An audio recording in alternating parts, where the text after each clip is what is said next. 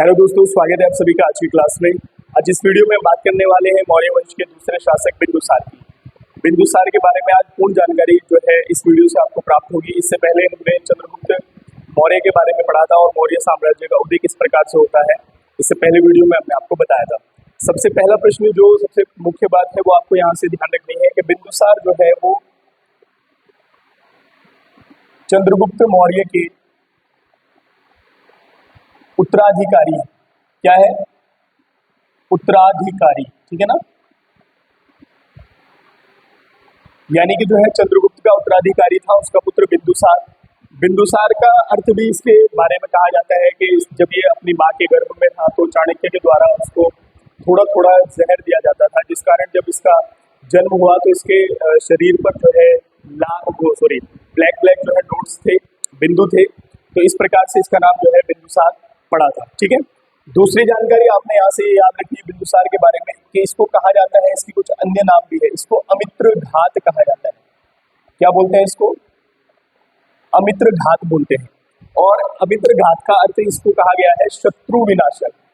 क्या बोला गया है? शत्रुओं का नाश करने वाला। ठीक है, यहां से आप ये ध्यान रखेंगे। तो यानी कि इसको अमित्र घात कहा गया, मतलब ये जो है शत्रुओं का नाश करने वाला था। ठीक है, उसके बाद इसका एक और नाम है जो आपको याद रखना है, इसको भद्रसार भी कहा गया। इसको क्या बोला गया? भद्रसार भी बोला गया। ठीक है, और भद्रसार इसको कहा गया तो आप ये ध्यान रखेंगे, इसको भद्रसार जो है वायु पुराण में बिंदुसार को भद्रसार कहा गया। किसमें? वायु पुराण में। ठीक है ना, ये आप यहाँ से ध्यान रखेंगे। ठीक है, उसके बाद इसका एक और नाम मिलता है, इसको सिंह सेन भी कहा गया। इसको सिंह सेन भी कहा गया। और ये इसको कहां पर कहा गया तो आप याद रखेंगे जैन ग्रंथों में। कहां पर? जैन ग्रंथों में। ठीक है, तो देखो ये बेसिक सी जानकारी इसके बारे में भी हमने पढ़ी कि चंद्रगुप्त मौर्य का उत्तराधिकारी है बिंदुसार, और बिंदुसार को अमित्र घात, भद्रसार और सिंह सेन भी कहा जाता है। और ये बात कहाँ कहाँ पर कही गई है ये भी मैंने आपको बता दिया। अब एक और मुख्य बात इसके समय से आती है, वो ये है कि इसके दरबार में कुछ राजदूत रहते थे। ठीक है, दरबारी राजदूत। ठीक है, देखो ये भी आपने ध्यान रखना है कि इससे पहले मैंने आपको चंद्रगुप्त मौर्य के दरबारी राजदूत के बारे में बताया था कि उसके दरबार में जो है मेगास्थनीज था, जिसने इंडिका पुस्तक लिखी थी, प्लूटार्क था जो कि मेगास्थनीज का राजदूत था, और मेगास्थनीज सेल्यूकस निकेटर जो कि सिकंदर का सेनापति था उसका राजदूत बनकर जो है चंद्रगुप्त मौर्य के दरबार में आया था। अब यहाँ पर अगर हम बात करें बिंदुसार की, तो बिंदुसार के दरबार में भी दो जो है राजदूत रहे हैं, उनको देख लेते हैं। ठीक है, नंबर 1 पर अगर हम बात करें तो पहला राजदूत था डाइमेकस। कौन है? डाइमेकस। ठीक है, अब अगर हम बात करें डाइमेकस किसका राजदूत बनकर बिंदुसार के दरबार में आया था, तो आप यहां से याद रखेंगे सीरिया के शासक,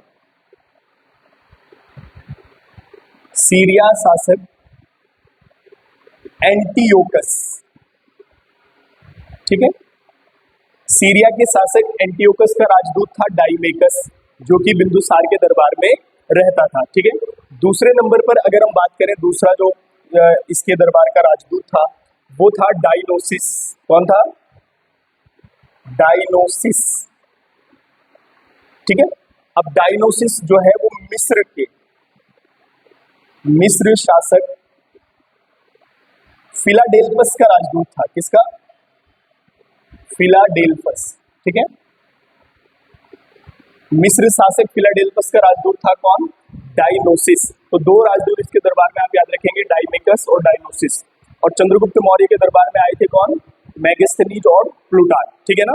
उसके बाद इसके समय की एक बड़ी ही महत्वपूर्ण घटना है बिंदुसार के समय की। बिंदुसार की बेसिक जानकारी देखो, वैसे तो इसके बारे में बहुत सारी कहानी है, बहुत सारी चीजें आप बताया जा सकता है, जैसे इसको बिंदुसार क्यों कहा गया ये भी एक कहानी है, लेकिन जो एग्जाम की दृष्टि से इससे संबंधित चीजें बनती है उनको आप थोड़ा सा बस ध्यान रखेंगे। ज्यादा इसके बारे में जानने की आवश्यकता नहीं, क्योंकि जो आपका समूह का एग्जाम होता है उसमें बहुत ही लॉजिकल और जो है पॉइंट वाले प्रश्न पूछे जाते हैं। ठीक है, अब हम बात करते हैं इसके समय में एक विद्रोह हुआ था, तक्षशिला विद्रोह। तक्षशिला के बारे में पूर्ण जानकारी मैंने आपको इससे पिछली वीडियो में दी थी।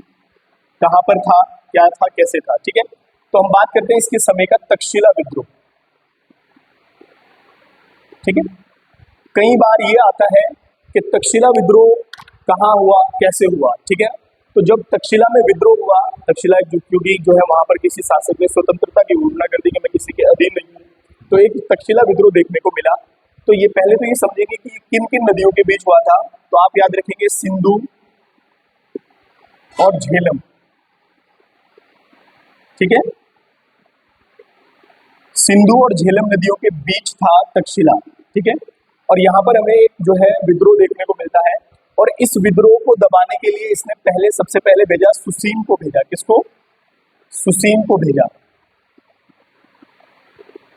ठीक है। इस विद्रोह को दबाने के लिए इसने सुसीम को भेजा।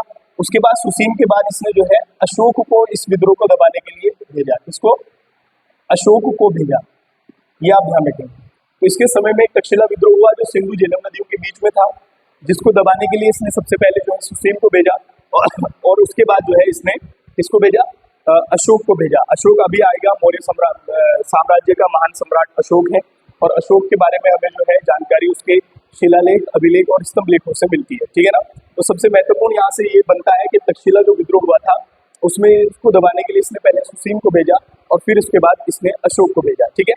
उसके बाद बहुत ही महत्वपूर्ण बात, अगली बात करते हैं। एक आपने यहाँ से एक और पॉइंट बिंदुसार से याद रखना है, वो है बौद्ध विद्वान, ठीक है। एक बौद्ध विद्वान हुए जिनका नाम है तारानाथ, ठीक है। बौद्ध विद्वान तारानाथ ने बिंदुसार को क्या कहा? तो इसने बिंदुसार को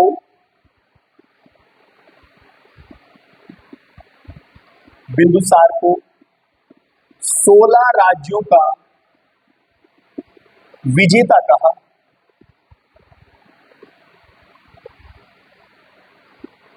ठीक है। 16 राज्यों का विजेता कहा। लेकिन हालांकि ये बात चंद्रगुप्त मौर्य के बारे में हो सकती है, क्योंकि चंद्रगुप्त मौर्य ने 16 राज्यों को एक कर अखंड भारत का निर्माण कराया था, इस वजह से ये बात उनके बारे में हो सकती है। लेकिन फिर भी आप याद रखेंगे, तो एक बौद्ध विद्वान थे तारानाथ, जिन्होंने इसको 16 राज्यों का क्या कहा? विजेता बताया, ठीक है ना। उसके बाद सबसे महत्वपूर्ण बात जो आपने और याद रखनी है बिंदुसार से, वो ये है कि इसके समय में एक मंत्री परिषद थी। क्या थी? मंत्री परिषद, मंत्री परिषद, ठीक है। और ये सबसे महत्वपूर्ण है, यहां से भी कई बार प्रश्न बनने की संभावना रहती है, ठीक है। इसके समय में मंत्री परिषद थी, इसमें 500 सदस्य थे। कितने सदस्य थे? 500 सदस्यों की, ठीक है। यानी कि बिंदुसार के समय में एक मंत्री परिषद थी जिसमें कितने सदस्य थे? तो आप याद रखेंगे 500 सदस्यों की एक मंत्री परिषद थी। अब आपने यहां से प्रश्न क्या याद रखना है कि इस मंत्री परिषद का जो प्रमुख होता था, इस मंत्री परिषद का जो प्रमुख होता था उसको बोला जाता था खल्लाटक। क्या बोलते थे उसको?